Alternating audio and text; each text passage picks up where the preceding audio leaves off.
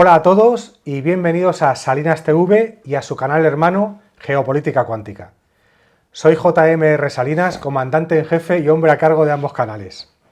Bueno, no es una aparición, no es un holograma, es otra vez Juan José Benítez. Bienvenido. Muy bien, muchas gracias. Bueno, me habéis dicho algunas personas que ha sido un regalo de Reyes la entrevista que he publicado el 27 de diciembre. Bueno, pues aquí viene otro regalo. Deciros que en la caja de comentarios voy a dejar enlaces de Salinas TV y Geopolítica Cuántica en otros lugares como Telegram, y os voy a dejar un correo electrónico que hemos creado para Salinas TV, para todo tipo de comentarios. Si alguien no los quiere hacer públicos en la caja de comentarios, lo puede hacer en el correo privado. Y bueno, también deciros que hoy de alguna manera cerramos el círculo de esta saga. Esta es la cuarta entrega de JJ Benítez y su fascinante aventura de la vida, que es así como he titulado esta saga de 4 entrevistas. No significa que en el futuro no le pille otra vez por banda y le haga alguna otra entrevista con temas puntuales, pero bueno, yo creo que cerramos un poco el círculo y agradeceros los comentarios, todo el interés, la divulgación. Y bueno, Juanjo, lo primero de todo, querría, bueno, bucear un poco en tu mundo interior, si te parece. Muy bien. Y mira, una de las cosas que me han llamado la atención de ti, de hecho hace unos años cuando no nos conocíamos, asistí a una presentación de un libro tuyo y me acuerdo que ese día mencionaste que tú eres un hombre muy seguro de ti mismo. En general, lo comentaste aquel día y me quedé con la copla.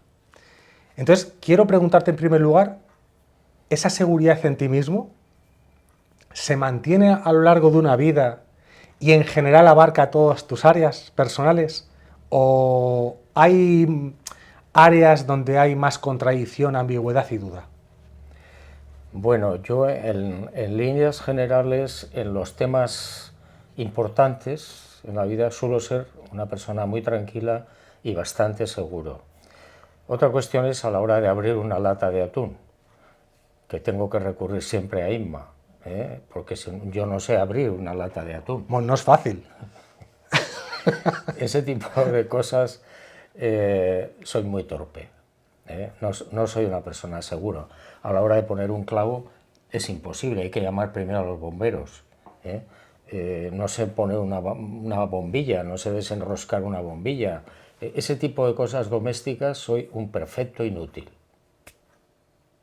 Vale, ahí quiero ir también, que me lo pones en bandeja, pero antes de ir a esta parte que tú dices a veces de inútil o torpe, en cuanto a la idea de escribir un libro, de abrir una investigación, de tirar del hilo de un tema, etcétera, eres una persona habitualmente segura de sí misma, de lo que quiere.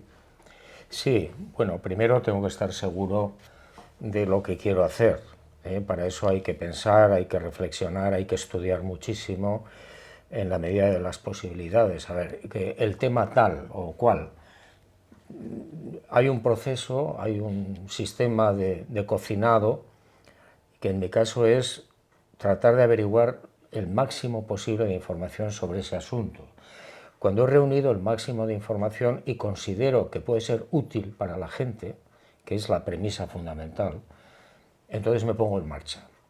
Y voy a los lugares, voy a los sitios, es fundamental ir al que sea, al sitio que sea, bucear en la medida de lo posible, hablar con la gente, con los testigos, investigar, acudir a la ciencia, a los científicos.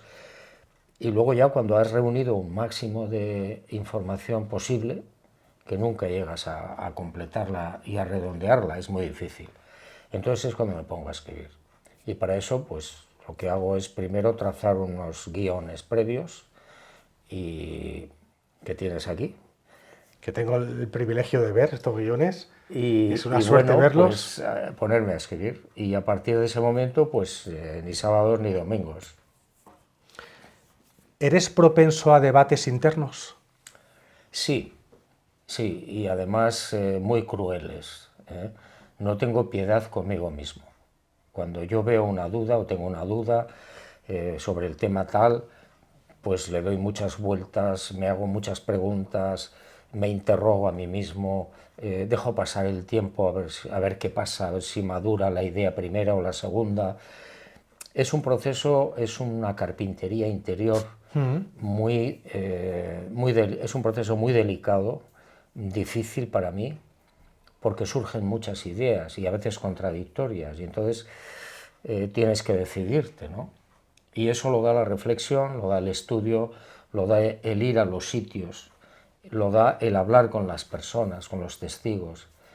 Y cuando yo, repito, tengo un máximo de información sobre el tema que sea, es cuando me decido a escribir o no escribir. Y lo hago siempre pensando en la utilidad.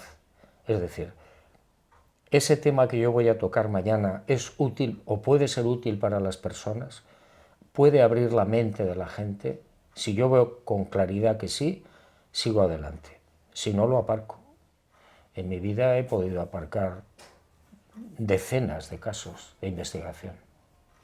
¿Y eres severo contigo mismo cuando a posteriori detectas o consideras que has cometido un error o en algo has fallado? ¿O te perdonas?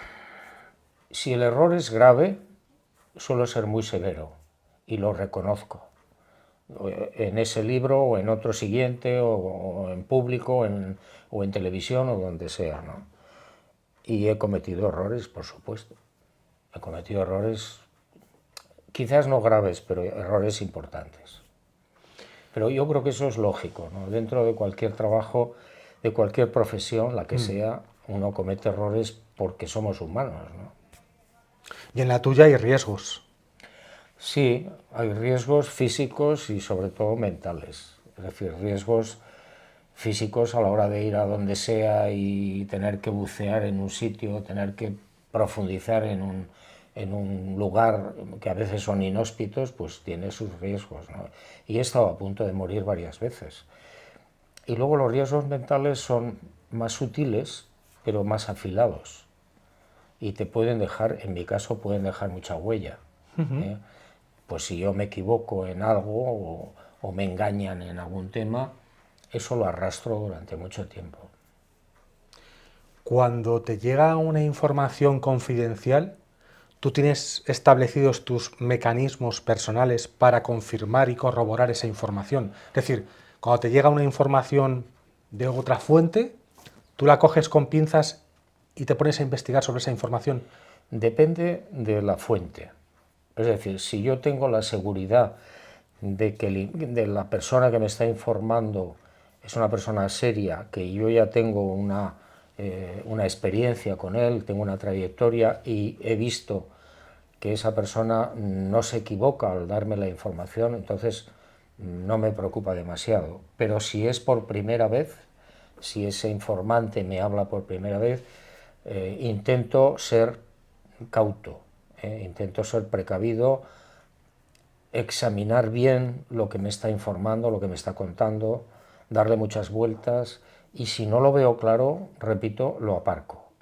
En mis archivos hay bastantes casos, informaciones que yo no lo he visto claro y lo he dejado a un lado y probablemente morirán en el archivo. ¿Te pasa que hay temas que te gustaría haber tocado o te gustaría tocar pero no has dado abasto, no has podido, no has tenido tiempo, pero hay como un listado de temas pendientes de ser tocados? ¿Tienes Sí, cosas? sí.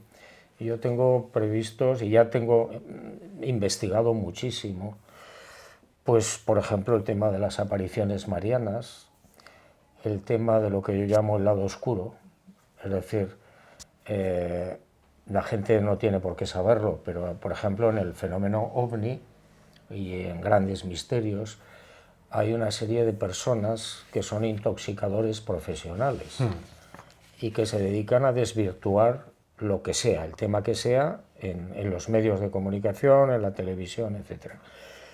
Y yo tengo una información muy grande, muy dilatada sobre estos señores, por llamarlos de alguna manera, ¿no?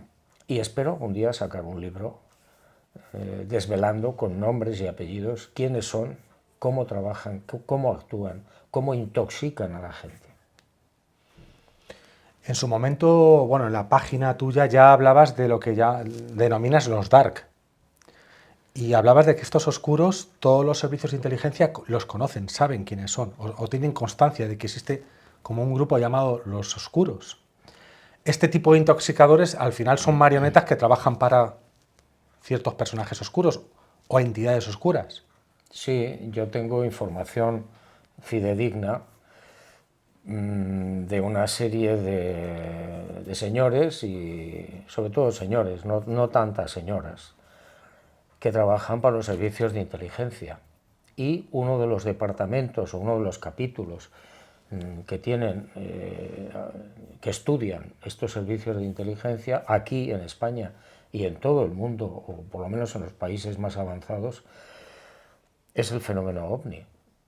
Hay archivos confidenciales importantísimos, repito, en los departamentos de inteligencia, pero no de ahora, de hace muchísimos años. Yo lo sé porque las personas que trabajan, algunas personas que trabajan dentro de esos departamentos de inteligencia me lo han enseñado, me lo han confirmado. Y por otro lado es lógico. ¿Por qué? Pues porque, por ejemplo, el fenómeno OVNI es un asunto de seguridad nacional, aquí y en todas partes, o por lo menos en los países más avanzados. Sencillamente porque esas naves no humanas, para mí, están violando los espacios aéreos constantemente. ¿Y eso qué significa? Pues significa que los servicios de inteligencia tienen que conocer, por lo menos, o saber a qué nos estamos enfrentando. Es decir, si un avión de combate el 17 de noviembre del 79 sale de la base de los Llanos en Albacete en persecución de una nave gigantesca no humana que está siendo captada por 3 radares simultáneamente, lo lógico es que los servicios de inteligencia quieran saber o tengan conocimiento de qué ha visto ese militar que iba con ese F-1, ¿no? Ese avión. Y como ese, pues otros casos exactamente iguales o peores. Entonces, ¿qué pasa? Como no les interesa, en general, dar crédito a este tema, lo que hacen es intoxicar a la opinión pública de 1000 maneras para que el tema OVNI, por ejemplo, en este caso, pues sea ignorado por la opinión pública. Bueno, el doctor Hynek fue testigo de esa intoxicación. Sí. Por eso se salió del proyecto Libro Azul, ¿no? Claro, él cuenta, yo lo conocí en México hace muchos años, y él contaba que en una ocasión estaba en una base militar norteamericana y llegó la hora del almuerzo y el señor el militar que estaba a cargo del asunto OVNI en las Fuerzas Aéreas Norteamericanas se fue a comer y dejó a Hynek solo en su despacho.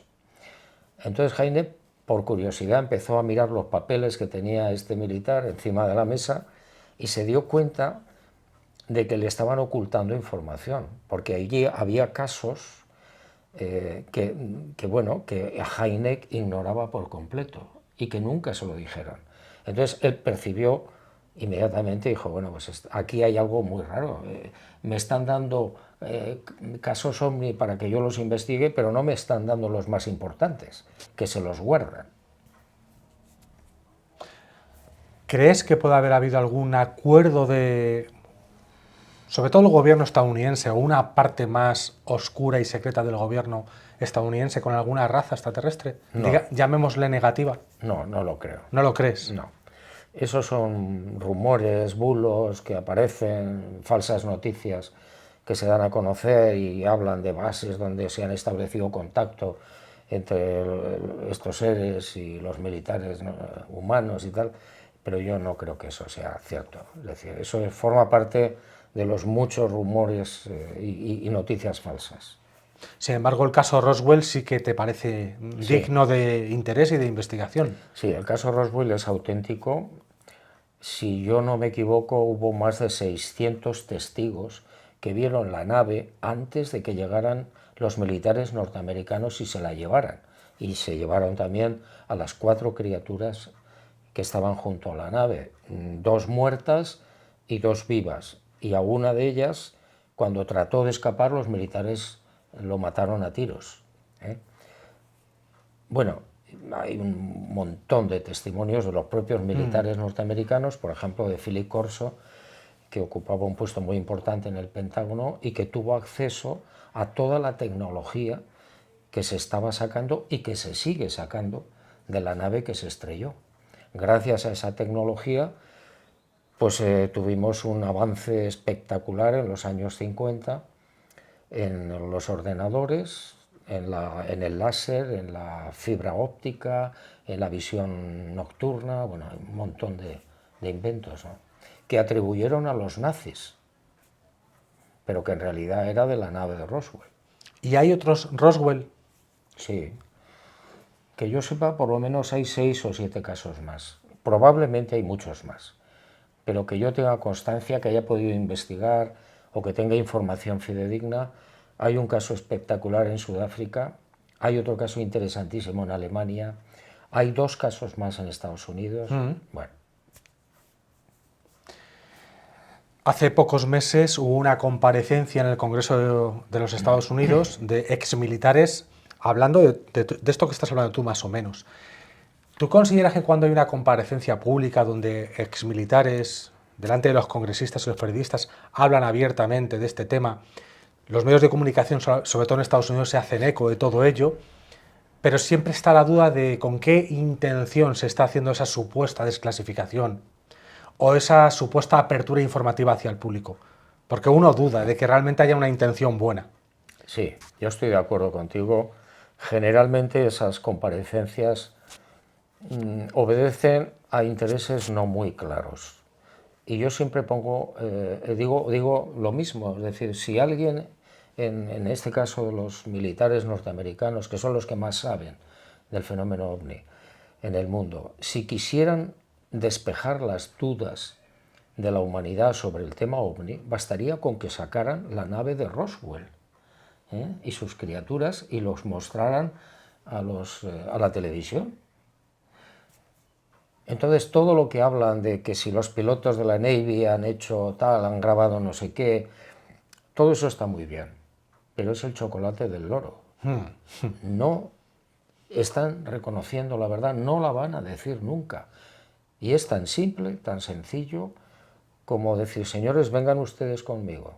Y se van a la base de alta seguridad de Tampa, en Florida, y les enseñan la nave de Roswell y las criaturas que están en Formol. No lo harán nunca. No, desde su lógica no lo van a hacer, claro. Desde sus intereses. Claro, porque yo lo he dicho muchas veces y lo he hablado con los propios militares, y los militares off the record me han contado que es así. Es decir, si yo, militar, reconozco que existe ahí una nave estrellada y unas criaturas de 1 metro de altura, etc., el contribuyente me puede pedir explicaciones, y lo que es peor, el contribuyente puede negarse a pagar los impuestos que sirven para mantener el sistema defensivo, para pagar los sueldos de los militares, etc. ¿Por qué le voy a pagar yo a usted el sistema de armamento, el sistema defensivo de su país, si ahí hay unas naves desconocidas, no humanas, que pueden hacer lo que quieran?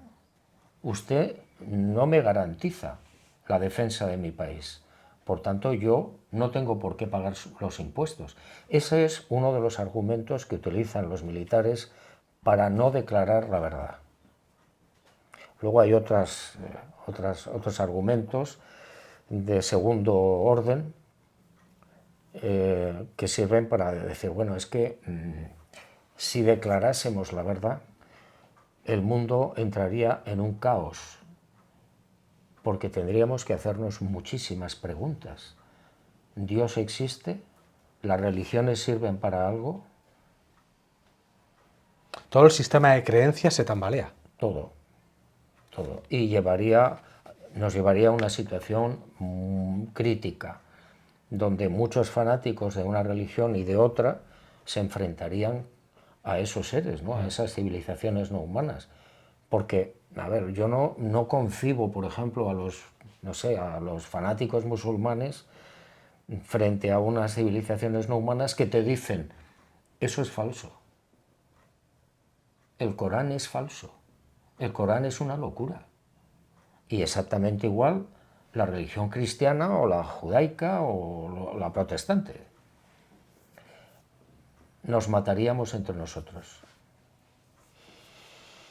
Muy interesante. Un pequeño... Volviendo al tema del tema de las torpezas y de que hay cosas logísticas que te has sentido siempre un inútil, ¿cómo te ha afectado eso a lo largo de tu vida? Es decir, sentirte, como tú dices, severamente hacia ti inútil o torpe, ¿cómo te ha hecho sentir, incluso desde joven, si ya te sentías así, en lo personal? Pues ahora no tanto, ¿no? Porque ya soy mayor, pero cuando era un muchacho o era un niño, yo me sentía muy mal. Muy mal, ¿por qué? Pues porque mis amigos o mi familia pues sabía hacer las cosas. Yo no sabía, repito, poner una bombilla, no sabía abrir una botella, y sigo sin saber hacerlo, pero en aquella época, siendo niño, a mí me costaba mucho trabajo y me sentía triste y disgustado porque eso había que trasladarlo también pues, al mundo de los compañeros, de los amigos, de las novias. Yo no sabía cómo comportarme con una chica. Te estoy hablando de 14, 16 años, 15. ¿Te sentías muy inseguro entonces? Muy inseguro. Además yo tuve no sé si la desgracia, supongo que le pasa a mucha gente, ¿no? Que a los 14 años o 15, una mañana me levanto y tenía la cara llena de acné, al acné juvenil. Sí. Entonces me encontré desolado. Hice las barbaridades más grandes que te puedes imaginar. Es decir, a mí alguien me dijo en el colegio, pues eso se cura echándote polvos de talco. Y yo me echaba por las mañanas polvo de talco y llegaba a clase con toda la cara blanca. Imagínate las risas del personal, ¿no? Y otro me dijo, no, pues eso se cura duchándote con agua fría. Y en Pamplona, a 5 grados bajo cero, ducharte a las 7 o las 8 de la mañana con agua fría, pues era la muerte súbita. Y así pues me pasaron muchas cosas, ¿no? Por culpa de esa inseguridad, ¿no? De no saber hacer las cosas. Fíjate, por ejemplo, haces tu carrera de Ciencias de la Información, trabajas en varios periódicos, creo que en 4 has trabajado, ¿no? 4 periódicos. 5. 5. Enviado especial, viajas, escribes artículos, investigas, conduces, porque por ejemplo has conducido toda tu vida Sí. y, o sea, no has sido torpe para eso. Entonces, todo eso te compensaba He sido muy torpe también, ¿eh? conduciendo. Sí, porque a mí el profesor de la autoescuela, me acuerdo, en Zaragoza, no me enseñó a reducir con las velocidades y yo reducía pisando el freno. Claro, en un puerto en Tarragona iba con otros, pues bajé el puerto en cuarta, pero frenando, y me llevé un muro por delante, claro. He sido torpe absolutamente en todos los temas mecánicos de la vida, en todos. Vale, yo hago hincapié en tu contrato, está esa parte, porque no has traído esas habilidades, pero sin embargo traes otras cosas que de alguna forma has destacado. Bueno, de alguna forma no, claramente has destacado. Desde la investigación hasta la capacidad de escribir, tu creatividad, etc.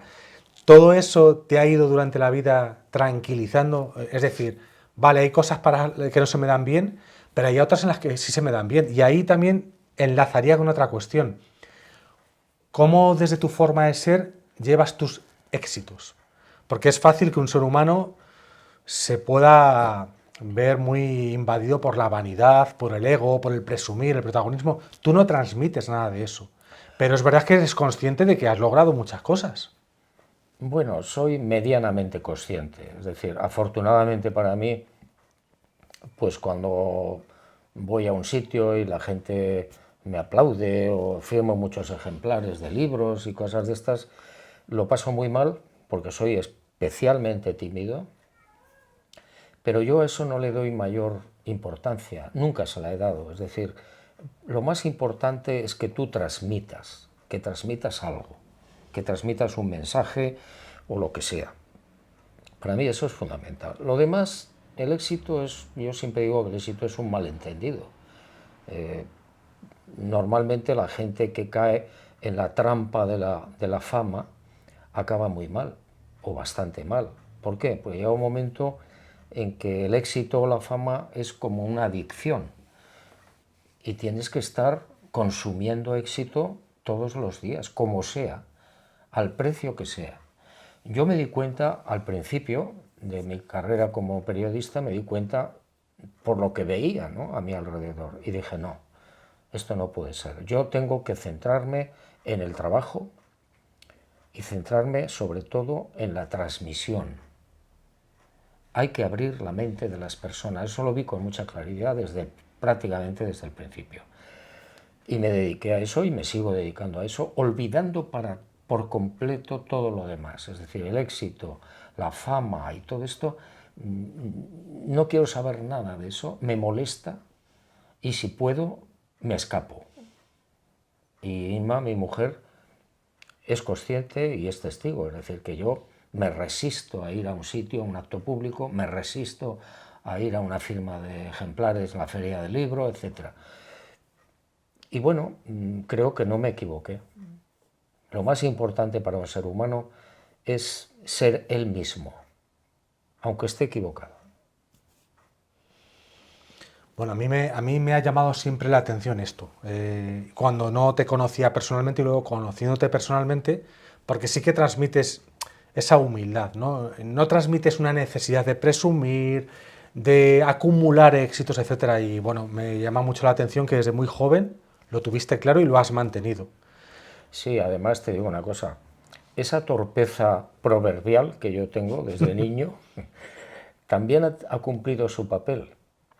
¿Por qué? Pues porque cuando eres consciente de esa ineptitud y de esa torpeza en líneas generales de tipo doméstico, etc., bueno, te sirve para compensar lo otro, ¿eh? y no dar pasos en falso. Tú tienes en cuenta que yo soy muy torpe en algunas cosas y eso te mantiene un poco en guardia, ¿eh?, sobre la generalidad de la vida y te sirve para matizar y decir, ¿qué es lo importante? Lo importante es esto. Lo importante es hacer bien el trabajo. Lo demás es secundario.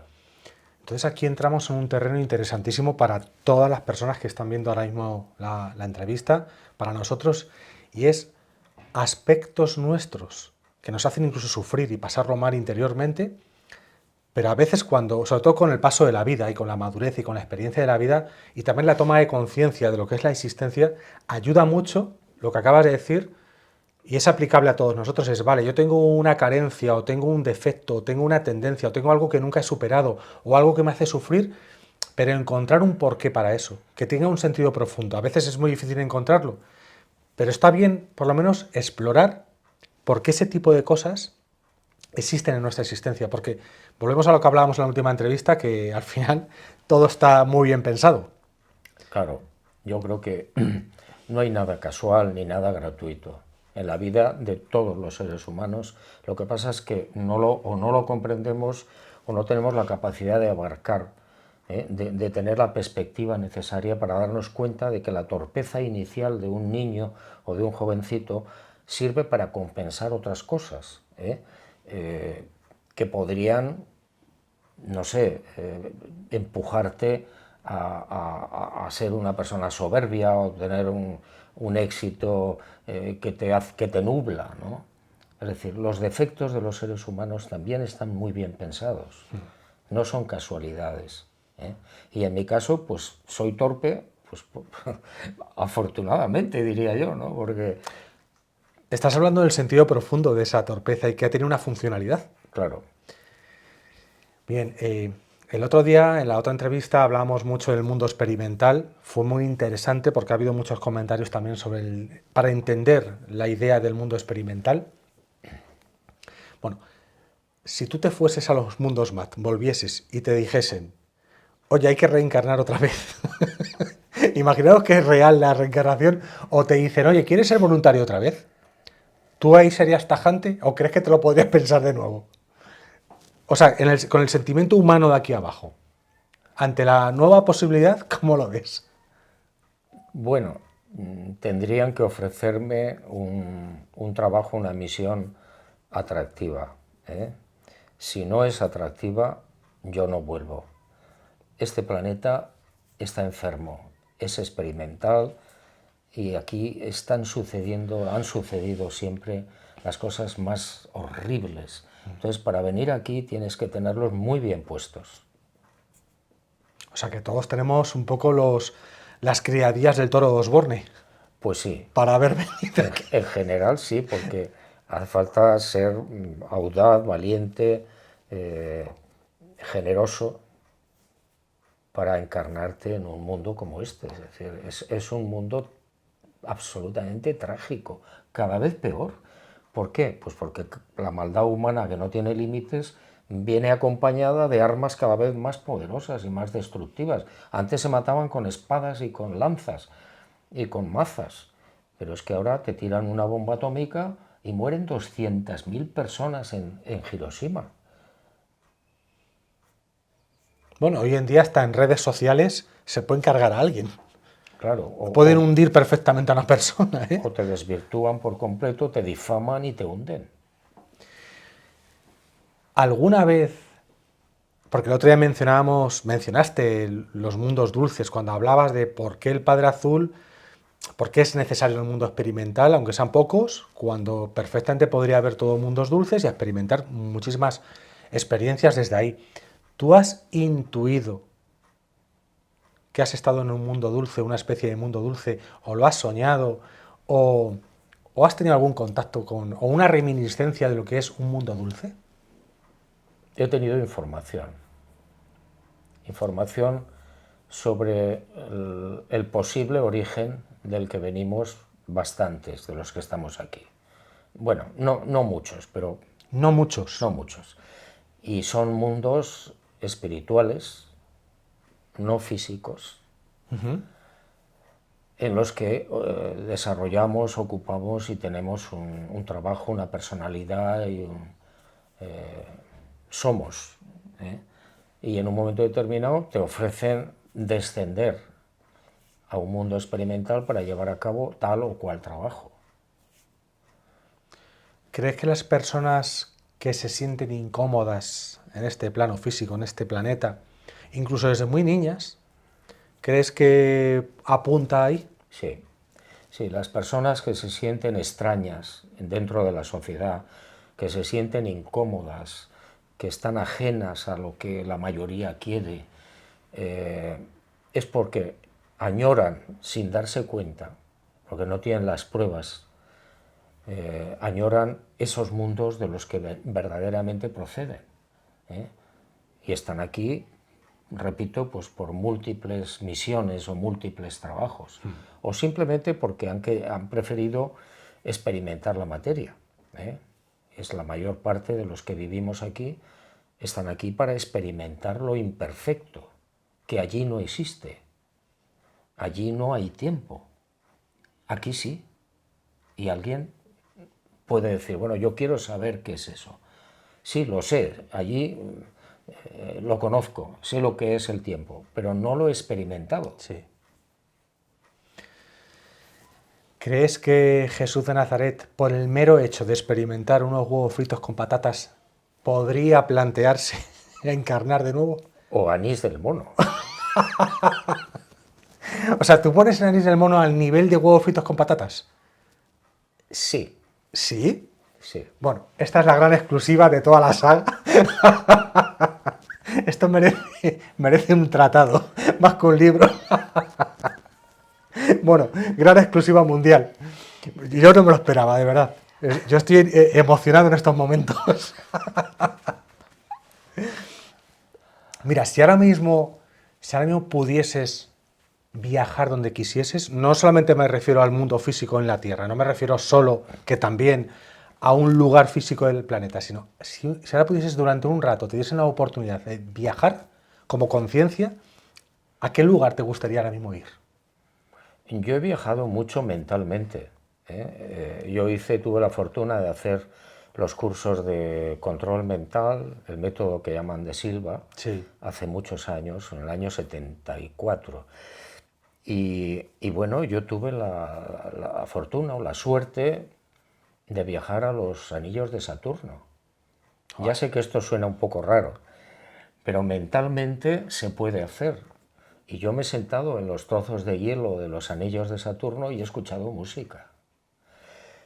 Y yo he viajado al futuro. No lo volveré a hacer. No lo volverás a hacer. Nunca. ¿Fue desagradable? No, no fue desagradable, fue peor que eso.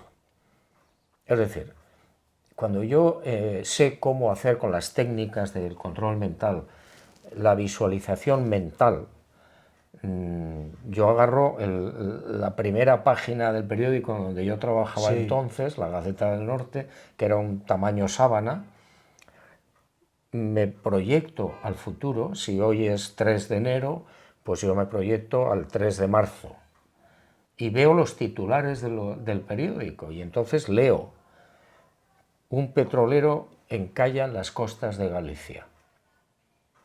Termino el ejercicio y digo, ¿qué hago?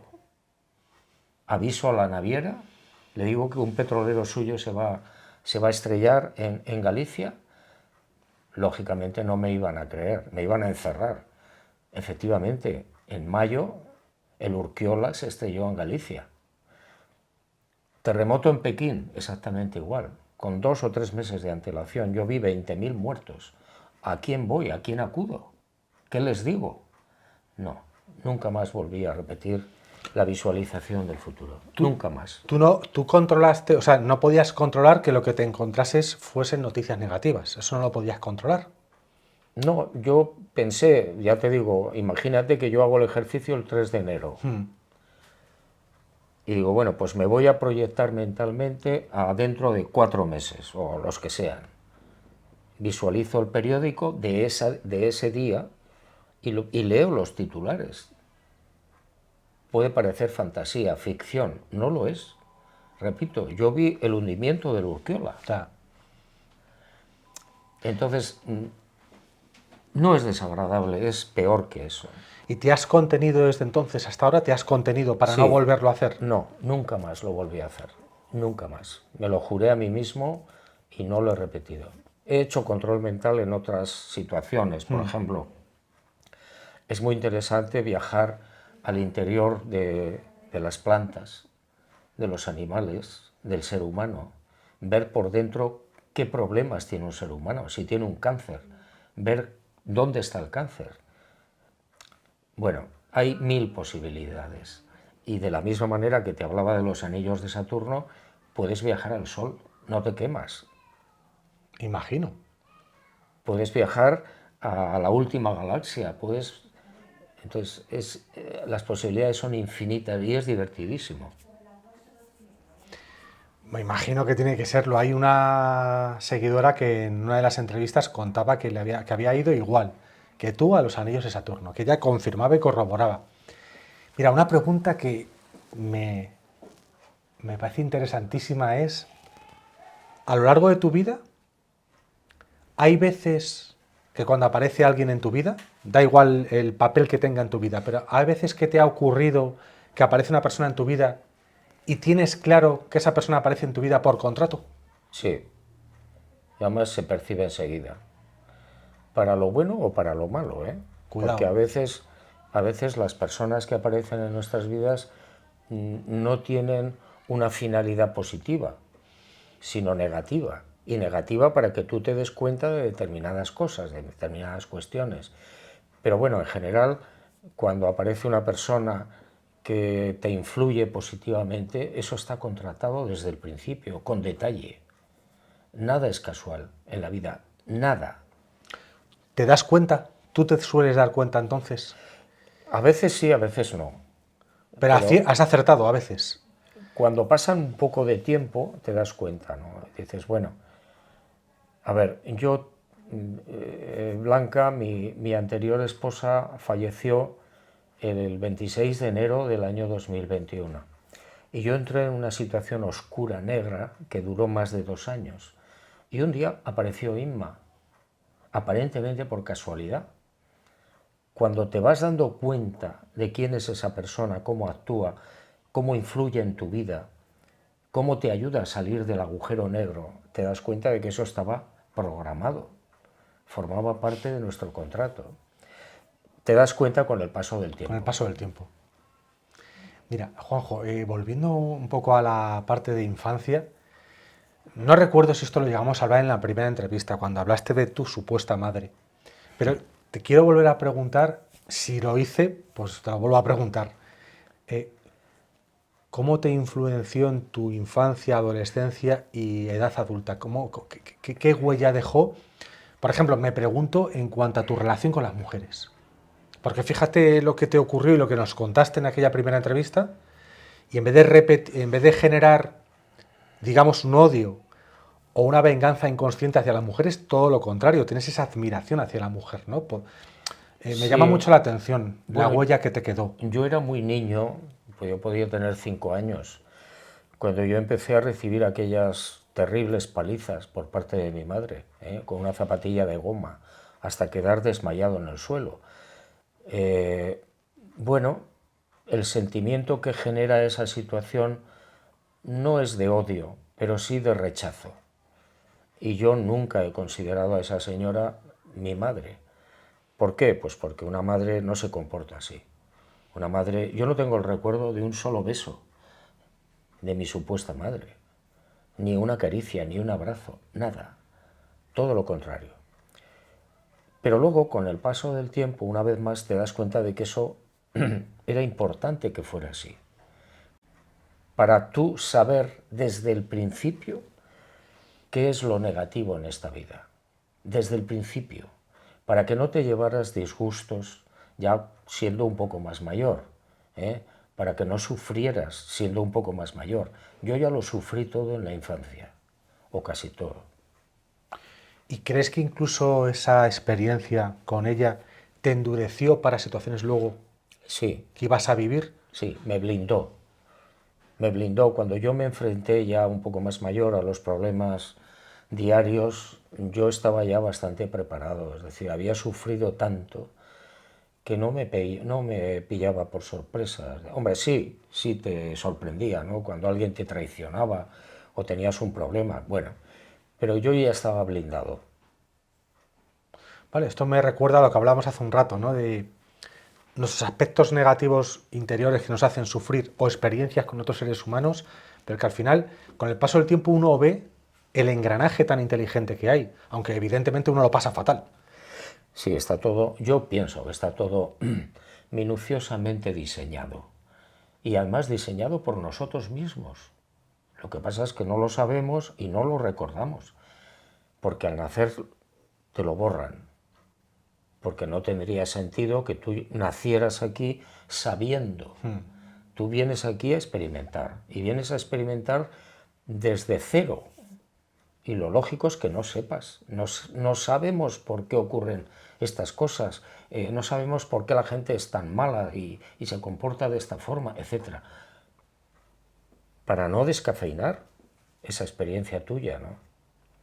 Pero está todo minuciosamente organizado, minuciosamente organizado. Eso es lo que yo creo. No hay casualidad. La casualidad es una palabra que algún día la ciencia tendrá que borrarla con vergüenza de los diccionarios. Un segundo. Vale, esa programación exhaustiva, ese determinismo, por llamarlo de alguna forma, ¿en algo te ha perjudicado a lo largo de tu vida? O sea, tener esa visión de la existencia, ¿en algo te ayuda? Hay cosas en las que ayuda, por ejemplo, para entender, para comprender o para aceptar cosas, ¿no? Pero ¿en algo te ha podido perjudicar también el que esté todo tan programado? Bueno, en vez de tener 3 o 4 novias, si hubiera tenido 40, pues no sé yo. Pero bueno, yo creo que son muy listos. Porque si tú tienes que hacer una labor y un trabajo, no se puede desviar mucho la atención. No, Tienes que estar más centrado. sí, sí, no, y además yo entiendo que cuando te das cuenta de que tienes una misión que cumplir, un trabajo que llevar a cabo, te tienes que centrar en eso, no te puedes distraer.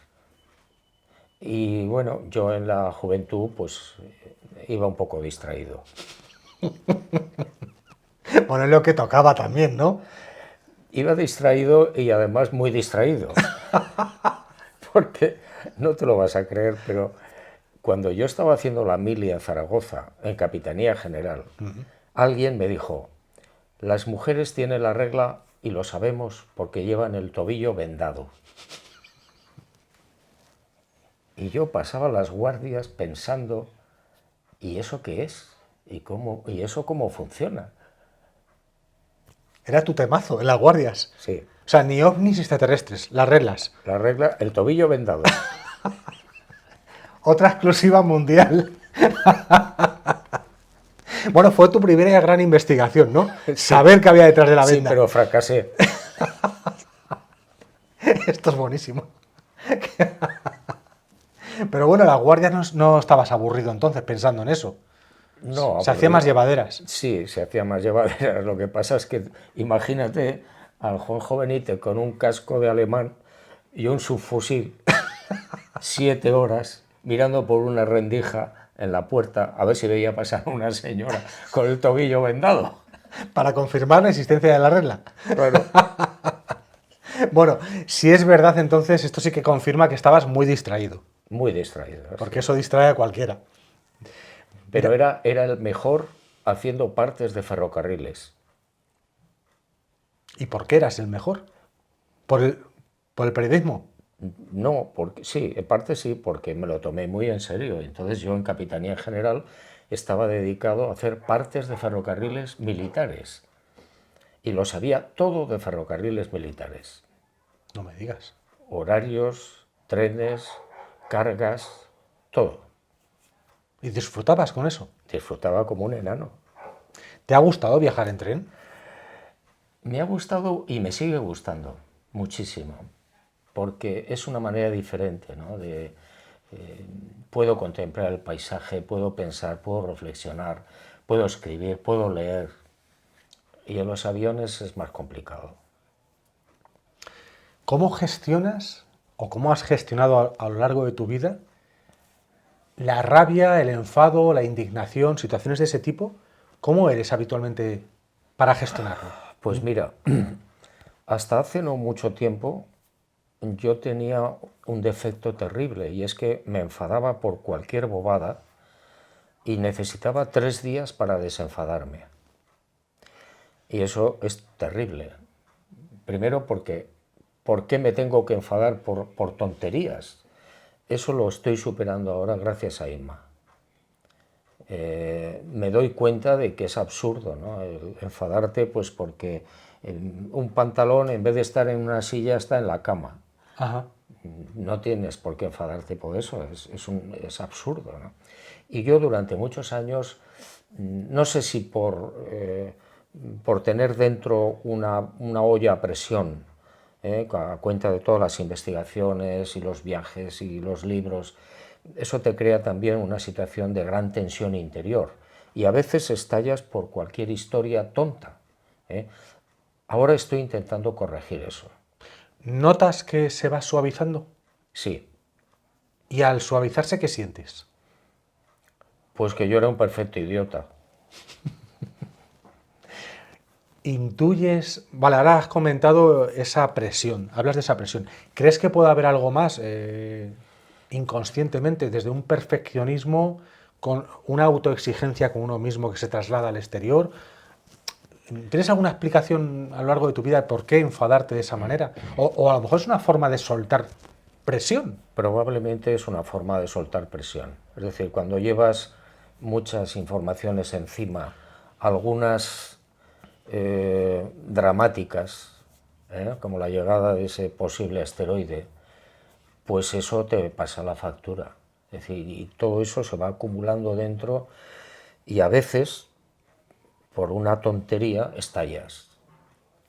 Pero estallas no por esa tontería, sino por lo que llevas acumulado. La tontería es una excusa, ¿no? Es una excusa, y eso es lo que yo estoy intentando corregir ahora. Han pasado muchos años, ¿no?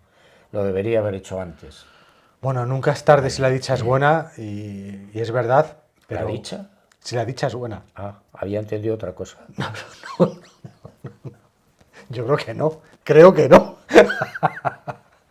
Pero mira, ¿cómo eres? ¿Cómo eres en lo personal, en las relaciones personales, para pedir perdón, verbalizándolo? Es decir, ¿te da vergüenza pedir perdón o eres atrevido y lo sabes hacer? A ver, si yo entiendo que tengo razón, no pido perdón. Si yo entiendo que estoy equivocado, puedo pedir perdón, pero nunca olvido. Es muy raro que yo pida perdón. ¿Por qué? Pues porque me equivoco muchas veces. Y por supuesto a la persona que tengo muy cerca, si yo veo que es necesario, pido perdón. Pero no me gusta pedir perdón. ¿No te gusta? No. Vale, ¿y no te gusta porque te da vergüenza o corte o algo más? ¿O hay otra cosa? Pues porque en general, salvo mis errores, en general, si no pido perdón es porque creo que tengo razón. Mira, hay una cosa que a mí me llamó mucho la atención leyendo Los caballos de Troya. Jesús de Nazaret nunca se excusaba. Nunca. Hombre, era un hombre Dios, por supuesto, ¿no? Yo no tengo nada que ver. Pero me llamó la atención, ¿no? Porque él jamás pedía perdón. Nunca. ¿Podría ser porque en realidad no hay ningún error? Pues es que en realidad es así, es decir, vivimos una vida llena de problemas, de complicaciones, pero que está todo programado. Entonces, no deberíamos arrepentirnos de nada, nunca. No deberíamos pedir perdón, pero hay que pedirlo. Es decir, cuando alguien comete una falta, un error, lo lógico es solicitar perdón, ¿eh? A mí me cuesta mucho trabajo. Y a lo largo de tu vida, ¿cómo has gestionado también en tu mundo interior un sentimiento de culpa? ¿De culpa? Sí, sí es que los has tenido. Cuando uno se siente culpable porque ha hecho un daño, y más allá de pedir perdón o no pedir perdón, está el sentirse mal con uno mismo. O sea, está el autoperdón, de alguna manera, ¿no? Porque hablamos de pedir perdón, pero pedirte perdón a ti mismo es autoperdonarte. El sentirte muy mal porque has hecho daño. ¿Tú cómo has Mira, sido en ese sentido? en ese sentido, yo conscientemente creo que no le he hecho daño a nadie, nunca. Conscientemente. Puede que inconscientemente sí. Pues como todos los seres humanos, que no nos damos cuenta y metemos la pata, ¿no? Pero yo no tengo la conciencia de haber hecho daño intencionadamente. Cuando a mí una persona me hace daño, consciente o inconscientemente, yo tengo una norma y es, la trato igual que a las víboras, a distancia. No las mato, pero las mantengo a distancia. Y cuando yo tengo conciencia de que alguien es negativo o que no me gusta o que se ha portado mal conmigo, etc., procuro no verlo nunca más, en la medida de mis posibilidades. Y lo cumplo, ¿eh? Vale, es lo que te iba a preguntar. ¿Eres coherente en eso? Sí, Si tú lo tienes claro, lo intento. Hombre, puede haber excepciones, ¿no? Que de repente tú quieres no ver a una persona y el destino te la pone delante. Ahí me comporto, pues, por instinto. Puedo saludarla, puedo hablar con ella, pero si es posible, yo me alejo de esa persona y no vuelvo a verla nunca más. Lo intento. mira, Eso no significa tener odio. no, no, claro.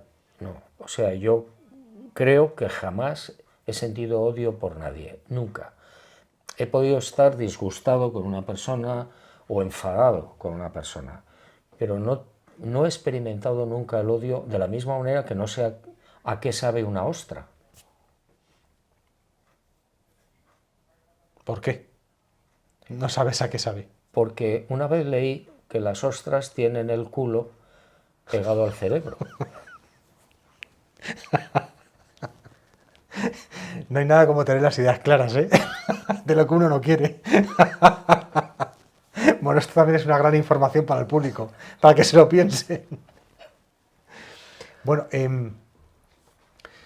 a lo largo de tu vida, ¿tienes la sensación de haber acumulado, ni más ni menos que un ser humano normal, estándar, pero tienes la sensación de haber acumulado muchos sinsabores emocionales con respecto, sobre todo hablo de las relaciones humanas, más que del sufrimiento de la humanidad, de los acontecimientos dolorosos que vemos en el exterior, pero lo que es a lo largo de tu historia personal, ¿tienes una sensación de haber acumulado muchos sinsabores? Yo tengo enemigos, pero siempre o casi siempre son enemigos en el territorio profesional. En el tema OVNI, por ejemplo, pues hay gente que está contra mis libros o mis teorías, etcétera, ¿no? La forma de investigar y tal. Pero yo no tengo conciencia de tener enemigos a nivel personal, salvo 2 o 3. Bueno, forma parte de mi forma de ser, ¿no? Es decir, yo no soy una persona que vaya ganando enemigos en la vida. Los enemigos salen solos, como los hongos o las setas, ¿eh? Quieras tú o no quieras. Y bueno, pues tampoco me preocupa demasiado. No me preocupan ya ni mis enemigos. Oh, pero eso da mucha tranquilidad. Sí, bueno, yo escucho, leo lo que dicen, cómo me insultan, pero bueno, a los 10 minutos se me ha olvidado. No se me ha olvidado, sigo con mi vida, ¿no? Cuando alguien te dice te quiero, ¿te da corte? ¿Te da vergüenza? ¿Te da pudor? ¿Te encoges un Sí, poco? me da pudor, sí, ¿Sí? sí. Me da pudor porque... Y bueno, mi esposa me lo dice, ¿no? Con mucha frecuencia. A veces me quedo mirándola y digo, ¿será miope?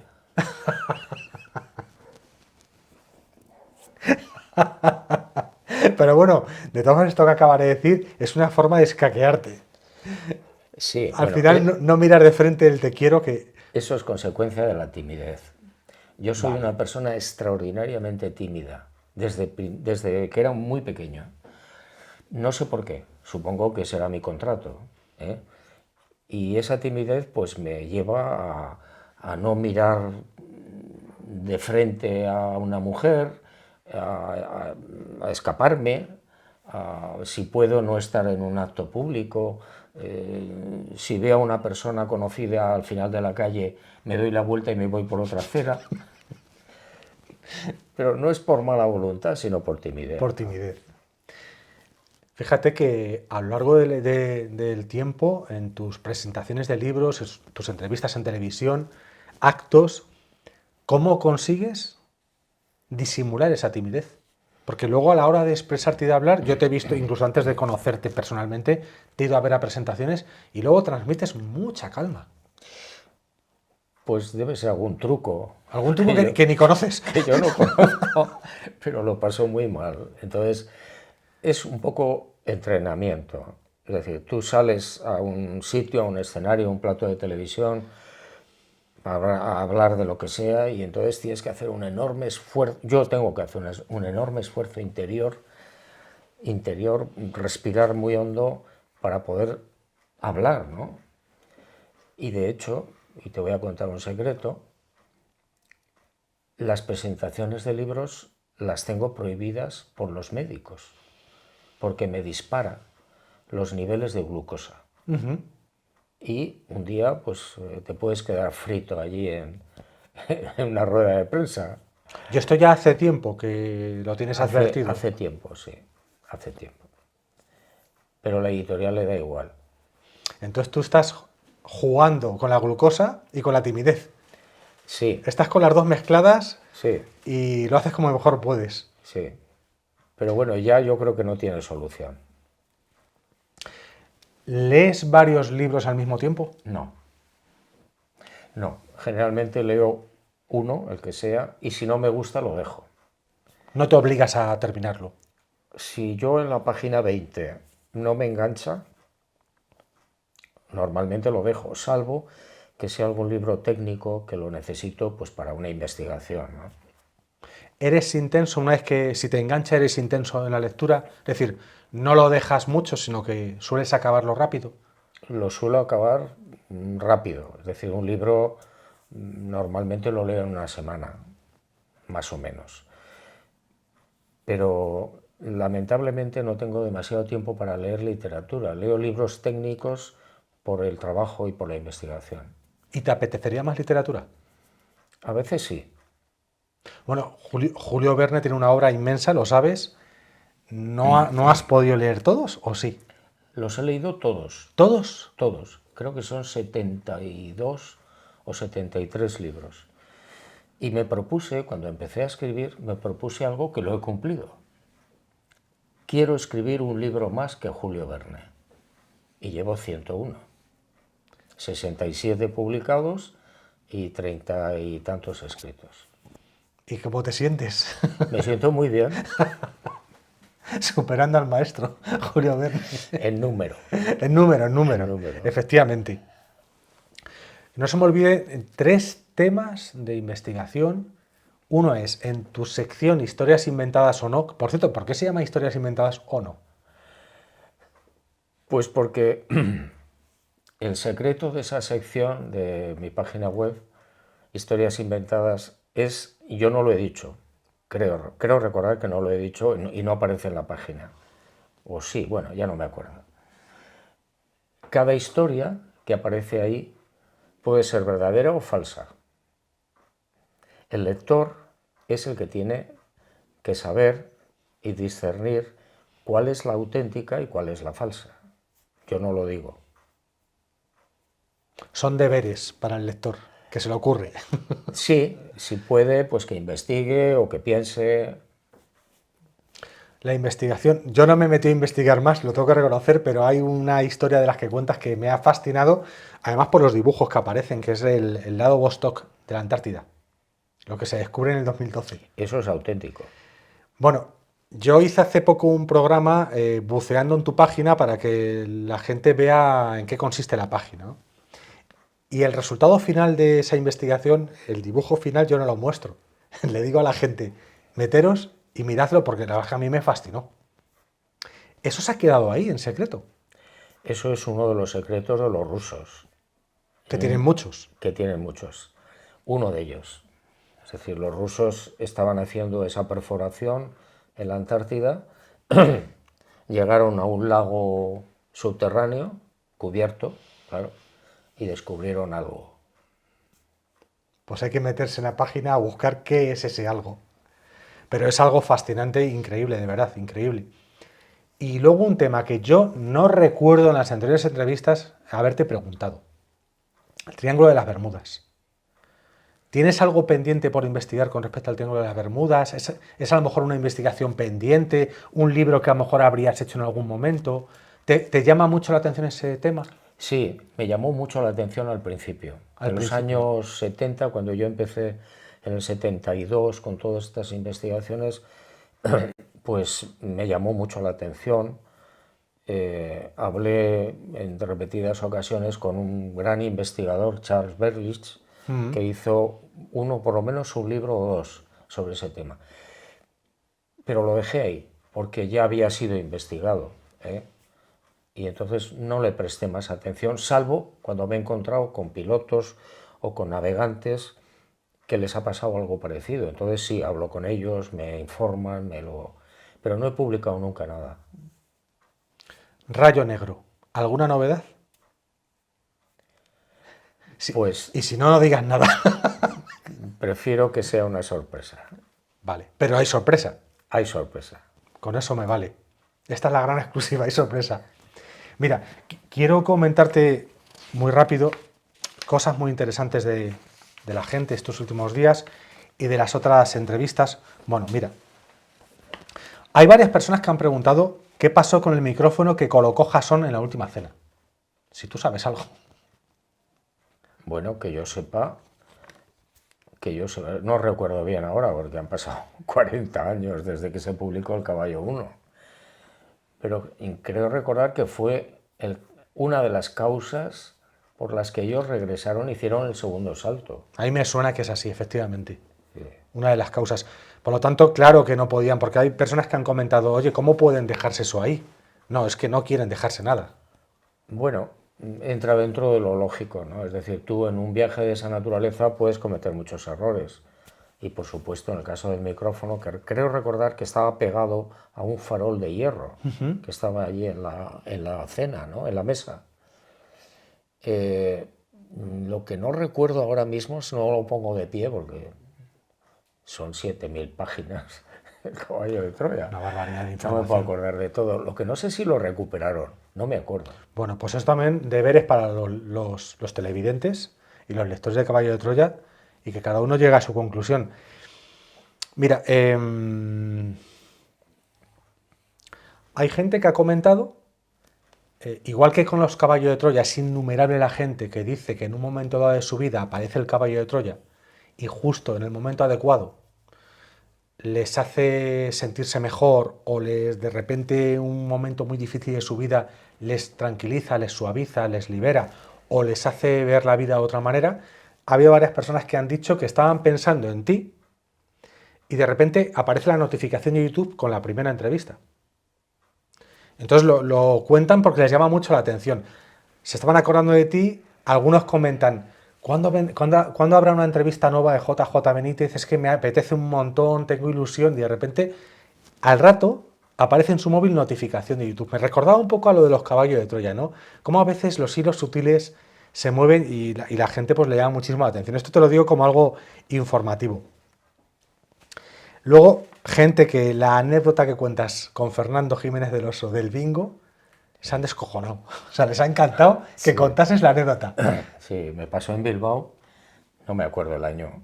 Estábamos haciendo algo y Fernando llegó a Bilbao y a él le gustaba mucho el bingo. Y bueno, pues fuimos a un bingo que había allí en la ciudad por la noche, pues para distraernos un rato. Y me acuerdo que él llevaba 4 cartones, yo llevaba 1 y Blanca, mi mujer, llevaba otro. Entonces, estaban allí cantando tal, y yo con gran dificultad llevaba el mío. Y de repente, línea. Y entonces me quedo así asombrado. Y Fernando había leído en mi cartón, él llevaba 4, había leído en mi cartón la línea. Y al cabo de un rato volvió a repetir y cantó bingo, en mi cartón. Aquí hay 2 posibilidades. No, que llevaba los suyos y en este caso el mío que estaba al lado. Me molestó muchísimo, porque para una vez que gana un bingo, lo canta él. Pero bueno, tenía la capacidad de llevar 5 cartones al mismo tiempo. Sí, los suyos y el mío. ¿Y por qué miraría también el tuyo? ¿No se fiaba de ti o qué? No lo sé. Y además, para colmo, las 12.000 pesetas que gané, las gastamos en el bingo todo. Bueno, era una época de estar fumando en el bingo y con algún cubata también, sí, ¿no? Sí, si no, no era un bingo. Sí, no, Fernando Jiménez del Oso le encantaba el juego, el bingo y fumar. Bueno, fumaba. Habrá tenido un problema allí en los mundos más, claro, porque allí no se fuma. Bueno, se lo habrán compensado como cuando hablamos de que la información son 1000 orgasmos. Claro. Pues me imagino que habrá algo que le compense con el tabaco. Claro. Bueno, qué grande Fernando, ¿eh? Sí. ¿Te acuerdas mucho de él? Me acuerdo muchísimo de él. Me acuerdo muchísimo. Yo tuve un sueño una vez con él, ya había muerto, y recuerdo que yo iba por una carretera, no sé dónde, solitaria, y veo a Fernando Jiménez del Oso en la cuneta a mi izquierda, allí, de pie, esperándome. Y me acerco y me echó una bronca que por qué había dejado de investigar las piedras grabadas de Ica. Y luego empecé a pensar y dije, pues tiene toda la razón, porque yo escribí un libro, seguí investigando un poco, pero llegó un momento en que lo paré. Y me echó una bronca. Y después de ese sueño y de la bronca que te echó, ¿tuviste el impulso de volver a Sí, tocar el tema? sí. Sí, porque en Planeta Encantado lo tocas. Sí, lo retomé de nuevo y hice lo que pude, ¿no? Pero fue curioso, ¿no? Porque fue un sueño muy real, Fue nítido, real. muy nítido, en una carretera perdida, no sé dónde, y el tío esperándome en la cuneta. Fue como un hermano para ti entonces. Sí, fue más que un Ma- hermano. Me ayudó muchísimo. Yo tuve un problema con una de mis hijas y el hombre me abrió las puertas de una clínica de Madrid muy importante. Eran amigos con el médico y el tipo, vamos, se volcó. Lo hizo todo y me ayudó muchísimo. Era una persona extraordinariamente generosa. Lo que pasa es que era un gran tímido. También. Sí, y él se refugiaba en esas ojeras que tenía y en ese semblante serio, siempre, Sí, casi sí. siempre serio. La gente no tiene conciencia de Fernando Jiménez del Oso riéndose. Y No, yo sí lo he visto reírse mucho. Entonces era una persona muy generosa, muy cordial, sabía escuchar, que es muy difícil. Y, y bueno, tenía una mente muy abierta. desde luego marcó una época. Sí, fue un rompehielos, Totalmente. porque en la televisión, cuando nadie hablaba de estos temas, él inauguró varios programas, ¿no? Hombre, ¿quién, vamos, a partir de mi generación, bueno, y algo más jóvenes también, pero ¿quién no ha crecido con La Puerta del Misterio? Y su voz, esa voz tan potente, tan especial, tan de radio, Sí. que te cautivaba. Y tenía una capacidad asombrosa para escribir los guiones. Es más, ni los escribía. Yo me acuerdo en una gira que hicimos, unas investigaciones por América, unos programas que hizo él allí en América, que yo me desesperaba porque al día siguiente teníamos que grabar no sé qué y no había hecho el guión. Entonces llegaba, se ponía delante de la cámara, pum, pum, pum, pum, pum, pum, pum, y soltaba lo que tenía que decir, pero impecable. No hacía falta repetir. No, no, lo clavaba. Pero además yo decía, bueno, y este señor que no ha escrito nada previamente, ¿cómo es posible que tenga esa capacidad? Madre mía. Era un monstruo. Yo le admiro muchísimo a Fernando Jiménez del Oso, muchísimo. Por cierto, recomiendo al público En Busca del Misterio, que está en YouTube. Se puede ver Sí, abiertamente la serie En Busca del Misterio, aparte de Planeta Encantado. Cuando hiciste Planeta Encantado, cuando yo empecé a ver los programas, fíjate la de años que faltaban para conocerte en persona, pero yo en las presentaciones que haces de los distintos bloques, en cada programa, yo me lo preguntaba de ti también. Decía, ¿tendrá que repetir cada presentación o cada comentario que hace? ¿O lo clava a la primera? no, no, Porque lo haces con mucha aplomo. yo era muy torpe. ¿Sí? Soy muy torpe, sí. Yo me lo escribía previamente, me lo escribía, tengo que tal, decir esto, y luego llegaba, me ponía delante de la cámara y me equivocaba Sí. cada 2 por 3. Y corte, venga, otra. Hablando de eso, me acuerdo de Fernando Jiménez del Oso en la isla de Pascua. Él tenía que hacer una presentación con los moais detrás y había un viento espantoso. Bueno, pues no permitió que se hiciera la presentación hasta que no le pegaron los 4 pelos que tenía con pegamento. Y allí nos tienes a todos esperando ahí el productor, el ayudante del cámara, el otro, con unas pinzas, pegándole Tenía 4 pelos. Los pelos. Estuvieron media hora. Mira, en la primera... Era muy presumido. ¿Y tú? ¿Eres coqueto? ¿Presumido? Yo creo que lo era. Ahora me da igual. ahora voy con las zapatillas de andar por casa o no me cambio de lo que sea, ¿no? Me da igual. Inma es la que me riñe, ¿no? Así debe ser. Sí, yo no le hago caso. Pero mira, esto es así, esto es estándar. Básicamente es así. Las mujeres nos ponen en nuestro sitio con un montón de temas. Y el tema ese también. El cuidarnos un poco. Cámaras. Cuando estás delante de una cámara, por ejemplo, en esos momentos, aparte de que te equivocases, pero te ponías nervioso, sentías nervios internamente ante una cámara, aunque no sea un directo. Un minuto antes sí, Sí, 5 minutos, 10 minutos antes sí. La noche anterior sí. sí. Hasta que me pongo delante de la cámara y no sé qué ocurre, que entonces consigo tranquilizarme y hablar con calma, como normalmente estamos hablando ahora tú y yo, ¿no? Pero previamente sí lo paso mal, sí. Y le doy vueltas y vueltas y lo diré bien o no, esta Sí. palabra sobra, esta no sobra, sí.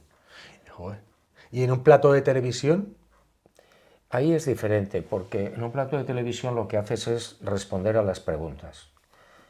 Y eso es más fácil para ya. mí, en general. ¿Te ha pasado a lo largo de tu trayectoria en multitud de entrevistas, tanto de radio como de televisión, que tú has percibido claramente, creo que esto ya lo hablamos en su momento, pero me parece muy interesante, tú percibes como o bien la persona que te está preguntando te quiere acorralar, o te quiere llevar a un callejón sin salida, o te quiere poner en evidencia, o incluso, como me has contado alguna vez, es que no tiene ni idea de tu trayectoria o de tu trabajo. Es como, Sí, suele pasar, sí. ¿cómo sobrellevas ese rato? Pues mira, ahí normalmente, puede que alguna vez le dé una patada al banco, pero normalmente lo que hago es intentar ayudarle. ¿Cómo? Lanzando pistas. Cuando yo me doy cuenta de que el periodista o la periodista no se han leído el libro, no tienen ni idea de lo que me están preguntando, lo que hago es soltarle alguna pista para que enganche, ¿no? Y si se pone muy violento, pues utilizo el sentido del humor. Es un poco como diría Chiquito, hasta luego, Lucas. Hasta luego, Lucas, o por la gloria de mi madre. De eso ya hablaremos. Qué bueno. Bueno, bueno, ahí contaste en la primera o la segunda entrevista, hablaste de una información de un oficial de la Armada, que te dio un oficial de la Armada, con el tema, creo que OVNI. Sí, Y hay algunas personas que preguntan si tienes más información que pudieses aportar o eso se ha quedado con lo que contaste en su momento. ese caso concreto, hace ya muchos años, te estoy hablando de 40 años, y además voy a decir el nombre. Se llama Manuel Audije, Audije Maldonado. Era capitán de submarinos. Y en aquella época ya éramos amigos, él estaba interesado por el tema OVNI, y me llamó un día y me dijo: Juanjo, te voy a dar una información, no des mi nombre en aquella época. Y yo lo publiqué sin dar nombres. 2 submarinos españoles habían tenido sendos encuentros con ovnis en el Mediterráneo, ¿eh? Uno era el Tonina y el otro era el Delfín. Lo desagradable de la historia es que cuando yo publiqué esto en la prensa, se armó un gran revuelo en la Armada española. Y este hombre, Manuel Audije, que era es un tipo muy honrado, muy leal, se presentó al capitán general en Cartagena y dijo: he sido yo. Y lo arrestaron. Y él, bueno, sí, vuestra relación siguió igual Sí, de buena. por supuesto. ¿Y él ha seguido interesado por este tema a Sí, título sí, sí, personal? sí, sí, sí. Hablé con él hace una semana más o menos y lo vi en Cartagena hace unos meses, ¿no?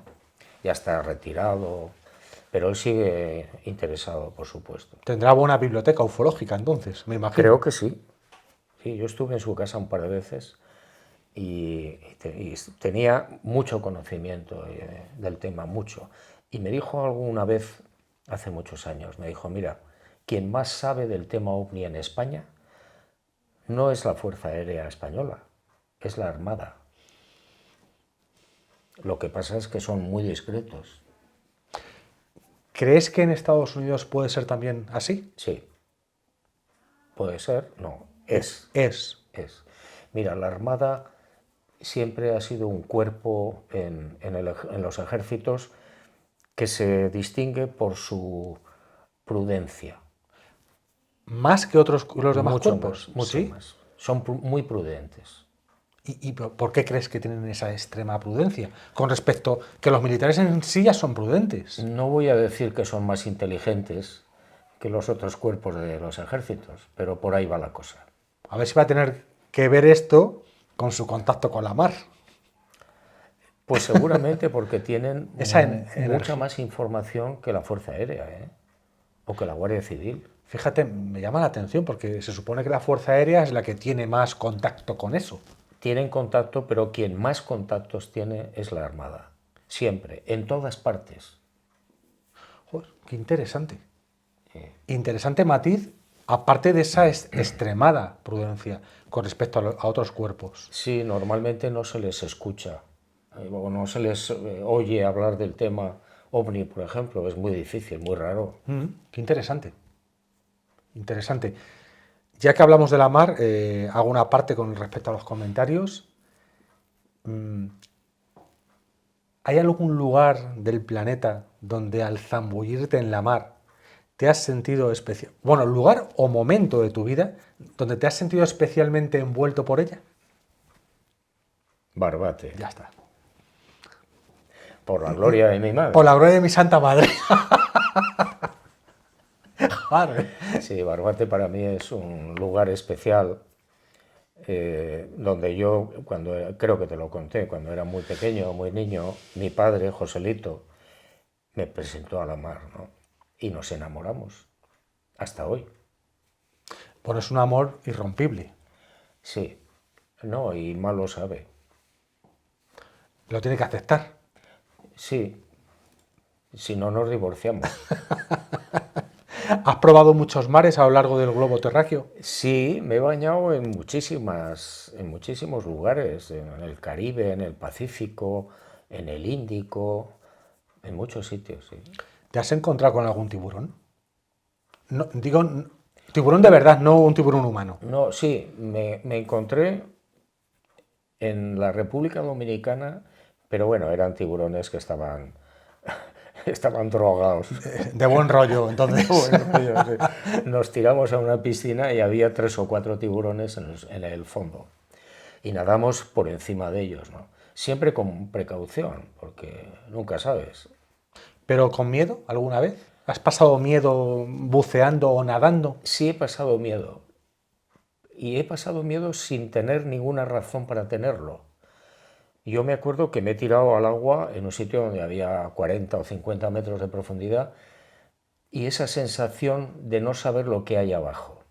Uf. Sí lo he sentido. Que luego empiezas a reflexionar y dices, bueno, qué tontería, ¿no? Seguramente no había nada. Pero en esos momentos, nadando ahí con 50 metros abajo, me ha pasado. Me hablas de bucear, pero por ejemplo, nadando alejándote de la costa o de la orilla, nadando, no buceando, ¿has sentido miedo también? ¿O eres atrevido para ir nadando? No, ahí no he sentido miedo. Nadando, ¿eh? O sea, nadando hacia afuera. ¿Y solo? Solo, sí. Mira, yo me acuerdo en Barbate, yo empecé a salir me gustaba una chica. Yo tenía 15 años, pero esa chica no me hacía ni caso.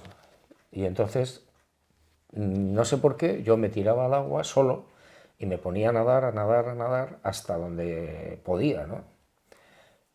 Un poco como respuesta a esa negativa, ¿no?, de la chica, ¿no? Es un poco absurdo, ¿no? Pero bueno, era tu forma Sí. de canalizar el cabreo, bueno, la decepción, más bien, ¿no? ¿Pero lo hacías delante de ella o tú solo? No, solo. Y pensando en eso, ¿no? Pensando en no me hace caso, no soy correspondido. Fíjate qué curioso. Sí, nadaba, me parecía luego me pareció una inconsciencia, porque irte hasta una milla de agua, pues tiene sus peligros, ¿no? Bueno, un macho alfa cuando no es correspondido hace lo que sea. Y cosas peores. Y cosas peores, ¿no? Y cosas peores. Y esas no te las voy a contar, o te las contaré en la próxima. Sí, va a haber quinta entrevista, no os preocupéis. Recuérdame que te cuente algún día lo que pasó en un hotel en el puerto de Santa María que se llamaba El Caballo Blanco. Me lo voy a apuntar ahora mismo. Bueno, esto queda grabado. ¿El caballo blanco? Vale. Por cierto, me interesa dibujos animados de tu infancia que te hayan marcado. Yo oía mucho la radio, no veía la televisión, entre otras cosas porque no No teníamos. teníais. Pero la radio entonces te marcó desde La muy radio, pequeñito. yo salía del colegio a las 5 o las 6 de la tarde, llegaba a mi casa, al cuartel de la Guardia Civil en Pamplona, en la avenida Galicia. Mi padre, no mi supuesta madre, mi padre me tenía preparado un bocadillo de ese chocolate Manterola durísimo. Y me subía a una silla, no sé por qué, habían puesto la radio a 2 metros de altura, esas radios viejas, antiguas, y sintonizaba la radio y oía Superman. Y me imaginaba a Superman volando Hostia, qué pasada. todos los días, con mi chocolate de Manterola, escuchando el silbido de Superman, ¿no? Luego cuando apareció la película, ¿fuiste corriendo a Sí, verla? claro, Claro, por supuesto, ¿no? sí, sí, ¿Te gustó? me encantó, sí. Pero yo en la imaginación veía a Superman de otra manera, ¿Sí? sí. ¿Pero te decepcionó cuando viste la película? No, ¿O no, era no. distinto a como Era tú? diferente, sí, me encantó. No, y la suelo ver. Y fíjate, aquel señor que hacía el protagonista de Superman acabó en una silla de ruedas, Christopher Reeve. Christopher Reeve. Y yo, Haciendo hípica, haciendo hípica. sí, y yo dije, fíjate el contrato de este señor, Sí. que ha sido Superman y ha terminado de la manera más increíble, ¿no? Sí, además en su momento fue una persona muy alabada por el público y los medios porque cuando él entró en esa situación tan dura, tuvo una capacidad de lucha y de seguir para adelante, con un optimismo cuando él daba alguna entrevista, que bueno, de alguna forma siguió siendo Superman de otra manera, pero yo lo recuerdo perfectamente, a mí me impactó mucho que este actor se quedase, además se quedó muy mal. Así que cuando él se fue a los mundos Mat, yo, fíjate, sin conocerle de nada, ¿no? Pero es de esas veces que a alguien que le pasa eso, cuando se va a los mundos malos, que sintiese una liberación por él, Claro.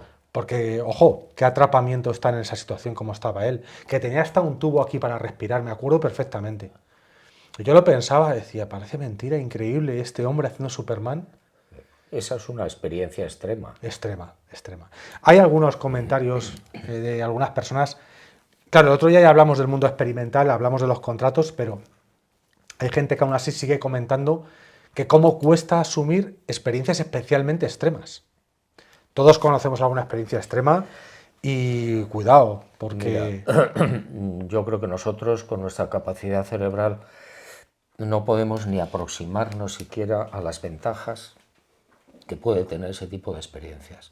Cuando pasemos al otro lado es cuando entenderemos qué ventajas tenía el vivir como este hombre, ¿no? Como Superman o un ciego o una persona ciega de nacimiento o no sé, lo que sea, ¿no? Hay mil formas extremas. hay muchísimas maneras. O un Down, por ejemplo. Yo siempre me acuerdo en el Caballo de Troya 9, creo recordar,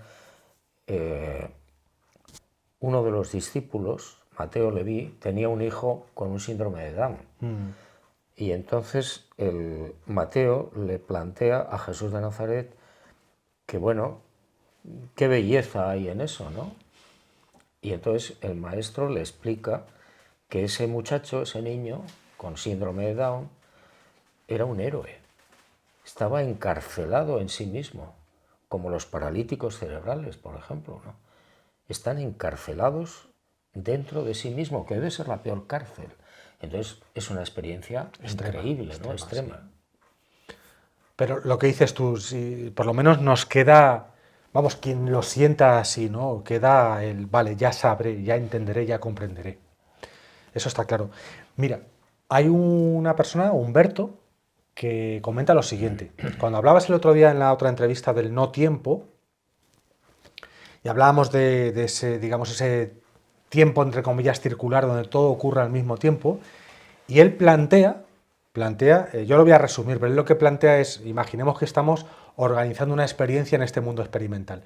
Y entonces él decía que es como si tienes plataformas distintas de televisión. Entonces en esta plataforma tengo la experiencia de la Segunda Guerra Mundial, aquí tengo la experiencia de la época romana en Judea, aquí tengo la experiencia, pues eso, de Atapuerca, aquí tengo la experiencia de un astronauta en la época ya en donde el hombre empieza a llegar, es decir, infinitas experiencias, y en ese no tiempo yo le doy al botón de la que he pactado elegir, o yo me pienso cuál quiero experimentar, con lo cual le hablaba que es un poco una idea así, ¿no? Tienes todas las posibilidades al mismo tiempo, como en un presente continuo.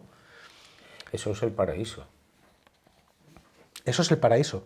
El paraíso, no el terrenal, sino el no. paraíso al que llegaremos algún día, ¿no? Al final, donde todas las posibilidades imaginadas e imaginables están presentes. Y es el no tiempo, claro. Pues a mí me gustó cómo lo planteó y conectaba un poco con lo que hablábamos el otro día de que todo pasa al mismo tiempo.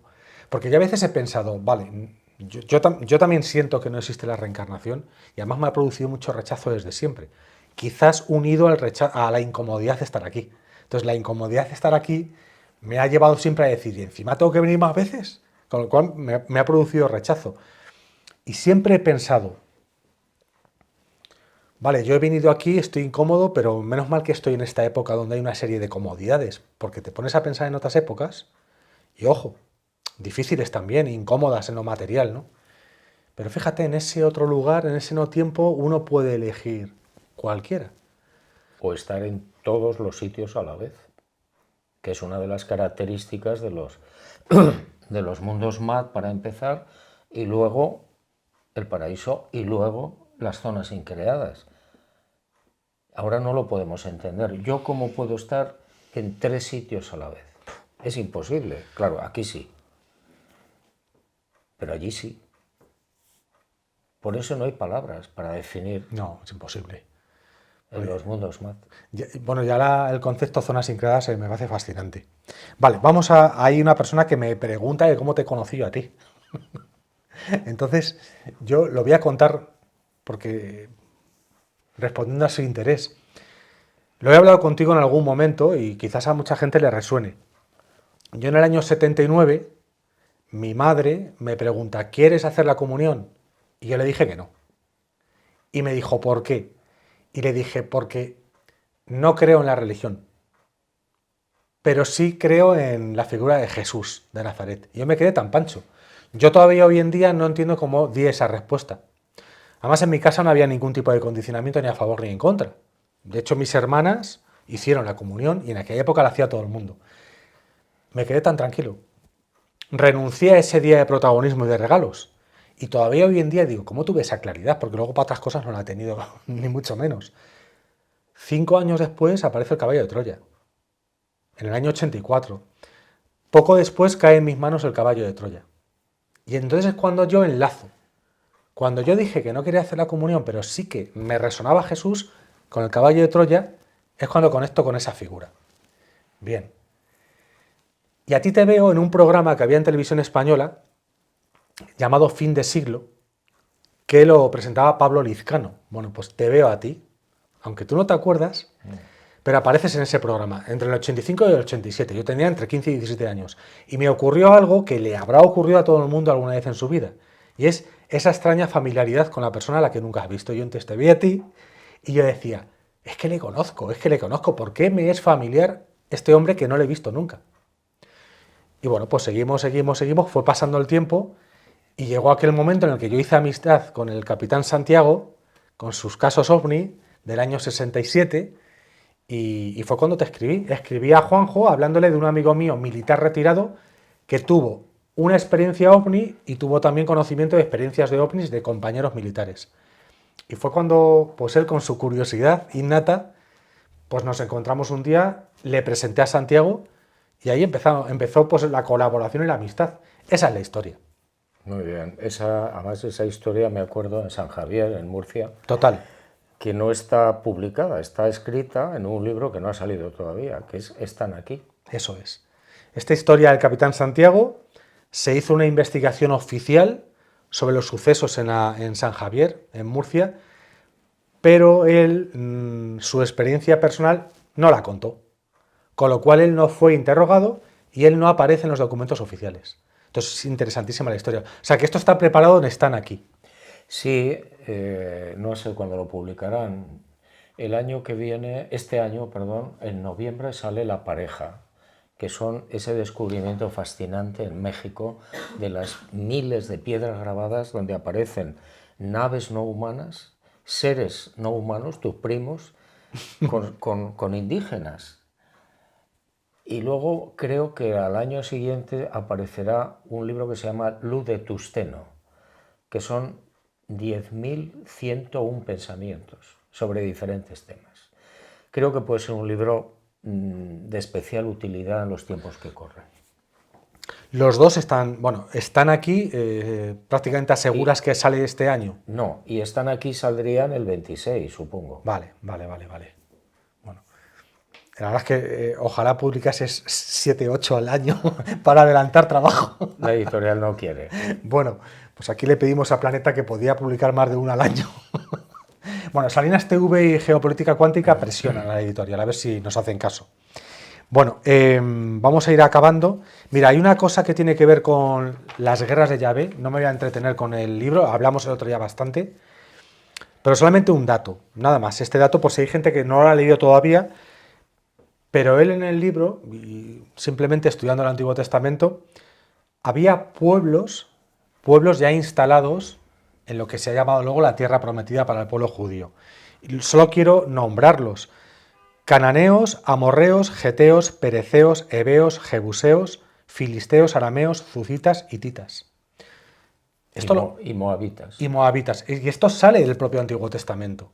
No te lo estás inventando tú. No, eso está y se repite varias veces, tanto en las batallas que tienen y en las conquistas de esas ciudades, como cuando matan a 50.000 en Jericó, etc. Vale, ha preguntado alguien por la Cábala. Tu relación con la Cábala, en qué momento conoces la Cábala y cuál es el origen de la Cábala, por cierto. Porque todos creemos que es un origen hebreo, de la cultura hebrea. Hay diferentes opiniones, hipótesis, ¿no?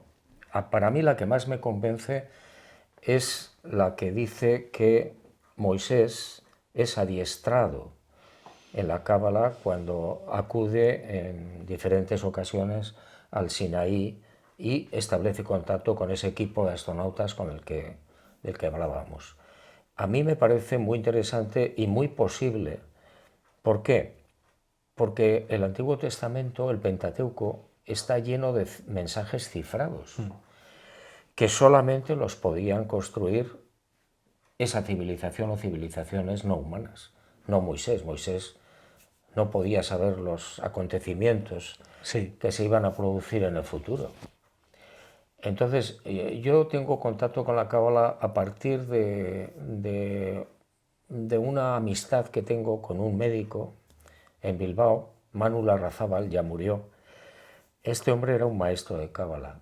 Entonces yo tuve muchas conversaciones con él, le preguntaba mucho, y él iba adiestrándome, preparándome, enseñándome, ¿no? Y ahí empecé un poco a profundizar, ¿no? No tengo mucha idea de la Cábala, pero sí empecé a profundizar. Y me di cuenta que es una puerta absolutamente maravillosa de cristal que te lleva a 77 puertas más.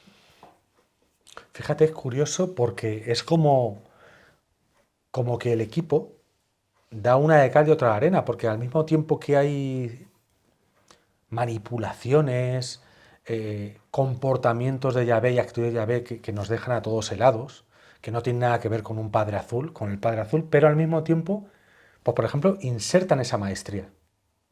que es buena, porque da conocimiento. Es curiosa la contradicción.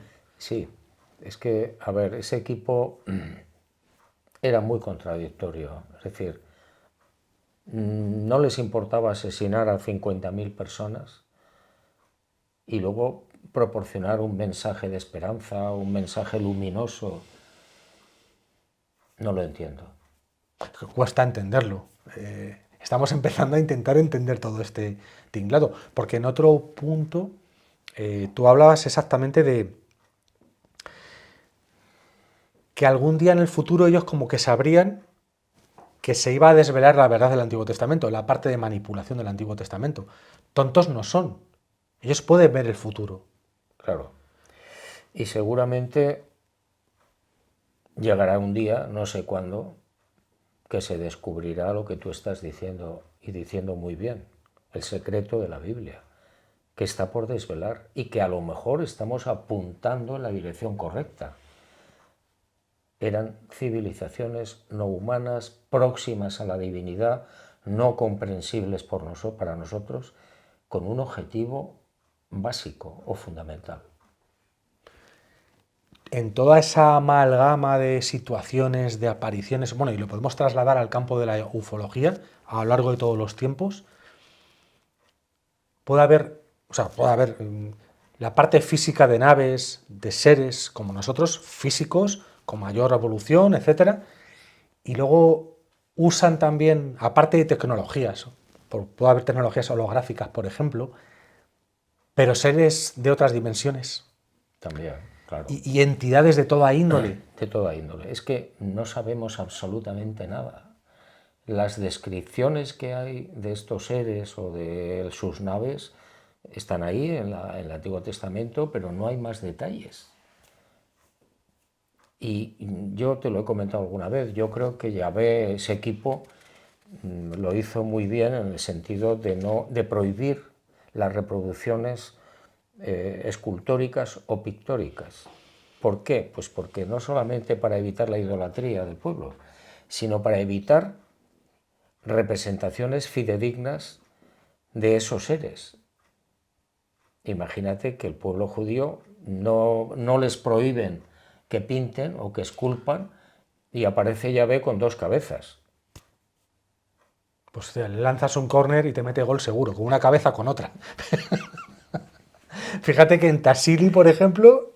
Lo que me asombra es que en la Biblia no aparezca el anís del mono. Ese es un fallo garrafal. Vale, vamos a ver, espera un momento. Supuesto fallo. Que yo recuerde, en la Biblia no aparece. Vale, pero vamos a ver, ¿tú consideras que es un fallo que anís del mono no salga en la Biblia? Claro. Pero a lo mejor no es un fallo, tiene un motivo. A lo mejor el anís del mono... Ah, bueno, sí, que haya un motivo trascendental. Claro, el destino de anís del mono no era aquel contexto histórico, era este. Vamos a ver, es que esto es una maravilla, de verdad. Tenéis que entender que esto es una obra de arte. O sea, hay más motivos para que esto aparezca en las 4 entrevistas, pero ya dije el otro día que lo tenéis que investigar. Pero es una obra de arte. Hombre, claro. Vale, pues anís del mono, Antiguo Testamento, tenemos que investigar por qué no aparece en el Antiguo Testamento. Pero no aparece en ningún lugar de la historia tampoco, en ningún escrito sagrado. Que yo sepa, no. En el Nuevo Testamento no aparece. No. Pero tampoco aparece en la cultura budista e hinduista, no hay ningún... Ni en los pieles rojas. Los Hopi tampoco. En los Hopis tampoco. Mayas, incas tampoco. Tampoco. Bueno, escucha. Bueno, que yo sepa. ¿En las pistas de Nazca no hay una especie de mono? Sí. Hay un mono. Cuidado.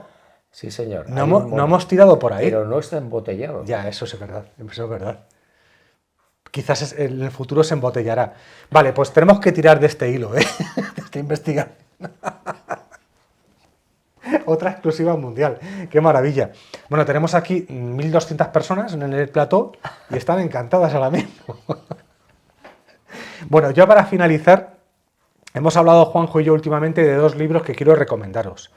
Uno es del autor Anton Parks, ¿vale? Que es francés.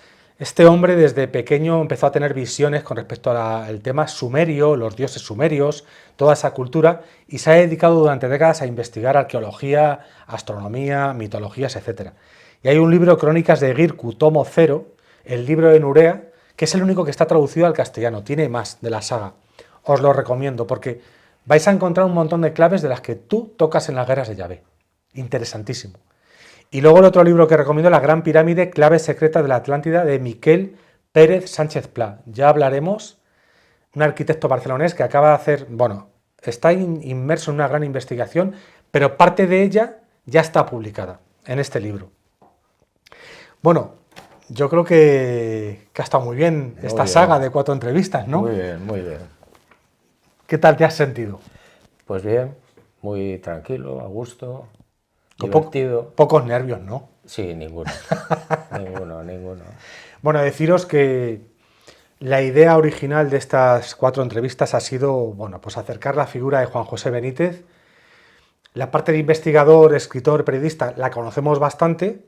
Hay entresijos de esas 3 facetas que las hemos acercado al público y luego está la parte personal que me parece fascinante. El título de la saga es que lo siento así. Me parece con todo lo que has vivido y lo que sigues viviendo, con luces y sombras, con todo el conjunto, me parece una vida fascinante. Y te doy la enhorabuena. Sí, la verdad es que ha sido una vida muy intensa. Muy intensa. Lo que pasa es que yo no tengo ya memoria de muchos sucesos, muchos acontecimientos, ¿no?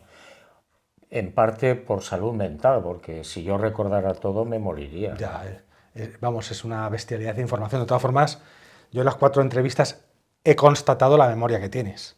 Tienes una muy buena memoria. No creas, ¿eh? Para el fenómeno ovni, por ejemplo, sí tengo buena memoria, en general. Pero para mi propia vida, no. ¿No? No. Tengo muchas lagunas, muchos... Bueno, aquí hemos huido del sensacionalismo y, por lo tanto, las cuestiones que él no ha querido aclarar o profundizar, como cuando en algunos aspectos que mucha gente sigue preguntando, él prefiere no desviar la atención. Ya lo dije en otra entrevista, que eso te honra, porque una persona que le pueda traicionar el ego, la vanidad, el protagonismo, podría contar cosas que tú consideras que van a desviar la atención, un poco con la convicción que transmites en todo momento de difundir una información que tú sientes que tiene que llegar. Por lo tanto, siempre hemos respetado y seguiremos respetando lo que él no quiera contar, por los motivos que sean, y deciros y decirte que, bueno, las entrevistas las hemos realizado, las he realizado desde el respeto, la admiración más sana y desde el corazón. Y el buen humor. Bueno, el cachondeo no puede faltar. La gente está encantada de ver el cachondeo que tenemos a veces y a mí eso me satisface mucho. Pero es que cuanto más serio es un tema, hay que tocarlo con mayor humor. Pero bueno, es que eso es lo que probablemente arriba hemos dicho muchas veces, que tienen que ser unos cachondos. Claro, el Padre Azul inventó el sentido del humor. Efectivamente. Bueno, inventó el sentido del humor y, por ejemplo, nos crea al gran Chiquito de la Calzada. Hombre, y los peces con espinas. Chiquito de la Calzada que estará creando un universo, por cierto. Pues seguramente por la gloria de mi madre. De mi madre azul. Bueno, yo lo he hecho todo con el corazón y espero que lo sigáis disfrutando. Y para mí sí que es un legado, no en formato libro en papel, pero es un legado audiovisual, que es como un gran libro. Así que, Juanjo, pues no te voy a dar las gracias porque no te gusta, pero para mí ha sido un lujazo, me lo he pasado fenomenal. Yo también. Seguiremos haciendo cosas, pero bueno, de momento yo me quedo satisfecho. Así que un placer. Muy bien. Y los canales son tu casa. Muchas gracias. Bueno, y a todos vosotros que os vaya muy bien y hasta la próxima entrega.